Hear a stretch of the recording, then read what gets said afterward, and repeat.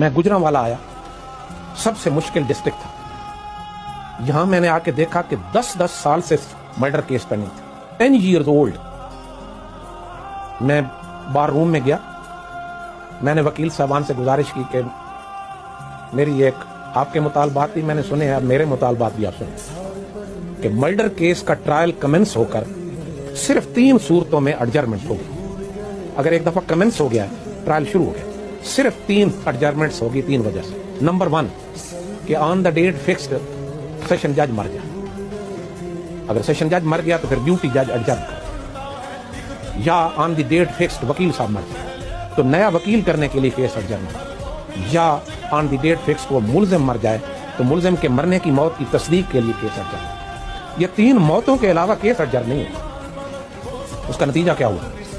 نتیجہ یہ ہوا کہ 12 مہینوں کے اندر 600 مقدمہ قتل فیصلہ ہوا۔